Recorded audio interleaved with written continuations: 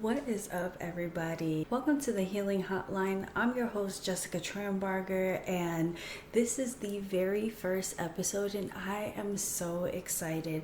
Let me tell you what the Healing Hotline is all about.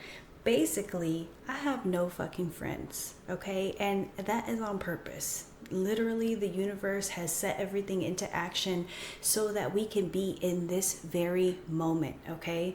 So there are no mistakes.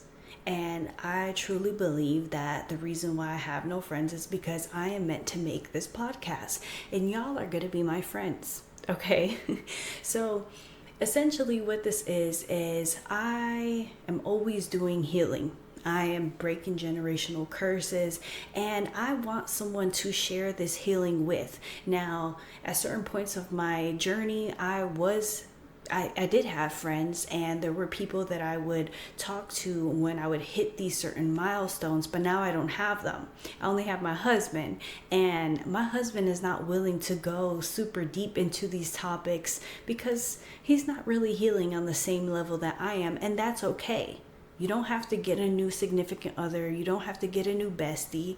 All you have to do is tune in to the Healing Hotline, and we're going to work through our shit together. I just really wanted to create a safe space where we can share how we heal through trauma. And I say we because I'm going to be sharing my experiences, but I'm also going to be opening up this podcast for people to write into the show, and I can help them to heal through whatever it is that they're going through. So if you decide that you want to write into this podcast, check out thatsoulglow.com/the healing hotline, and you'll get more information on how to write into there. But let's get into this week's topic. Since the Healing Hotline began from my whole me not having friends, I think the episode 1 needs to be about friendships on your spiritual journey and how they might not last forever and how that is completely okay. So let's get into it. So a lot of us come into people in our spiritual journey where they are literally our soulmates, okay? It is crazy how you're going through something in your life and that person is going through a similar thing mirrored in their life. It's literally like y'all are walking the same path, just through different perspectives, and it will blow your mind.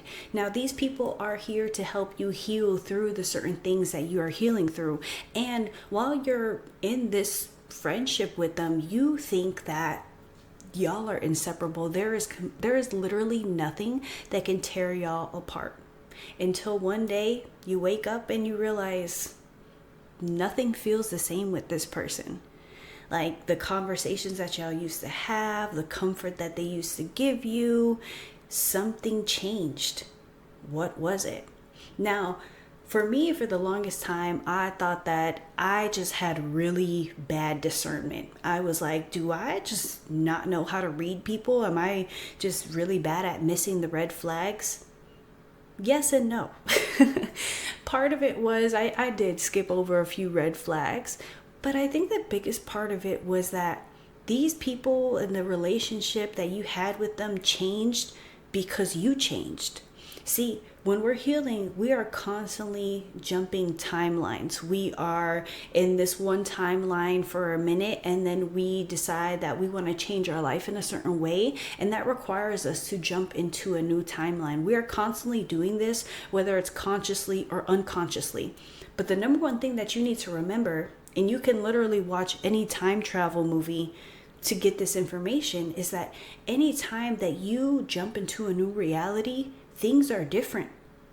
Anytime you watch a time travel movie and a person tries to talk to somebody that they are really close with in their reality, they find out that in this reality, the relationship is different. So when you realize that the person that you were friends with, the relationship seems off, it doesn't mean that they were fake the whole time. It literally means that you jumped timelines and you jumped into a reality where, unfortunately, that relationship with that person is different. Now, does it mean that you fucked up? Does it mean that you jumped into a bad reality? No. Because every single thing that you do has a purpose, and I really need you to understand that. Everything that you do is calculated. It is literally written, and you are playing out this script. This is how the movie is supposed to go, because this new timeline is going to take you to places where that old timeline could not. And unfortunately, that friendship is a sacrifice that needs to happen. And if you try to go back and, jump timelines or whatever, go back into the timeline where that friendship is great, that's fine. But just know that you're sacrificing something that you really want. You need to trust that everything is happening for a reason. It's not the end of the world that this friendship is over. And I guarantee you that that friendship will be replaced. But I think the biggest part is to not take these things personally. So many times we will have something happen in our lives and we will just automatically think that this person is the worst person, and we just like, oh, they're our enemy, they're this or that. Any person that I no longer talk to, I do not consider an enemy, except for one person. There's one person that I'm like, no, you're completely an op. But everybody else, I'm like, it was just timelines. And even that person was probably just a timeline shift, but there's a deeper part of me that knows that, like, in several timelines, me and that person, we don't click. Okay. So, there are some situations that are like that, but the healing aspect of this all is to not take any of this stuff personally, because I know that for me, I took it to the heart. And that shit closed me off so much. And if you go back in my content, you can see at the beginning of my spiritual journey, and when I started sharing the journey that I'm on, when I started sharing everything that I was going through, I was so light. I was a little fairy. Okay. And then these things started to happen when my heart started to break a little bit. And, I just felt like pieces of me were being taken with these relationships that were no longer a part of my life. And I took that and I held that pain. And little did I know that that pain that I was holding in was really showing to everybody. I mean, my TikTok count followers has been stuck in the 20,000s for the longest, which 20,000 is not a bad number. But when it happened so quick for me to get to that 20,000 and then for me to be stuck for years, I knew that it wasn't something that was within the algorithm. It wasn't TikTok. It wasn't nothing like that. It was me. And healing your heart is not something that's easy to do. Protecting it, that's not easy either. The only way that you could really protect your heart is to have certain systems, certain foundations in place. So if your foundation is that everything that happens is for you, and that everything that you go through is a learning experience and it is helping to literally better you, then anything that happens to you, it doesn't break your heart. You don't take that shit to heart. You say, damn, that really sucks. I really wanted that person to be a part of my life forever. But clearly at this stage that I'm at, that relationship can no longer exist. And that is okay. I will not take that to heart. I will not take it anything personal from them. It's just a part of the experience. And if you don't like that, I mean, there are other lifetimes that you can live. And some people don't like to think about that, but that's the reality of it, is you're never really sure if this is your last lifetime.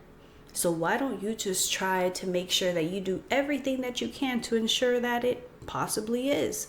But you sitting here dwelling on these friendships is really just going to make you have to live a whole nother lifetime. If you die with certain regrets, you're going to live another life, because you're holding on to these things. You're holding on to what if. Okay, let's play out that what if in the next life. You don't need that. Unless you really feel like you need it, but I just don't feel like we need that. We need to heal from it, and we need to realize what is the core.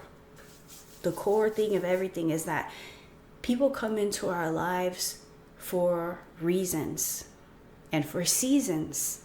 And sometimes those seasons end And you have to be okay with it, because just think about any past relationship that you've had. Maybe you had a boyfriend in the past and you thought you were so in love with him, like your first ever relationship. You thought you guys were so in love and you literally planned out your whole life together, and then you guys broke up and you didn't want to let that person go.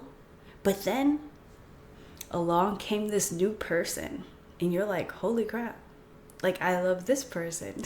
And then you envision a whole new life with them. You know what I mean? So it's just like this cycle of, falling in love and then just realizing, I don't know, is it really love? You know what I mean? If you are constantly jumping timelines, you are constantly going to be experiencing shifts in your reality. And a lot of those shifts are going to be within the dynamics of your relationships. Now, if you're like, Jess, how the fuck do I make sure that these certain relationships don't change? There are certain relationships in my life that I really want to stay the same, or I just want these relationships to get better. I don't want them to get worse. Now, I love me a good solution. And there are certain relationships in my life that I refuse to have go south. Okay? And how you can protect this is you set that intention.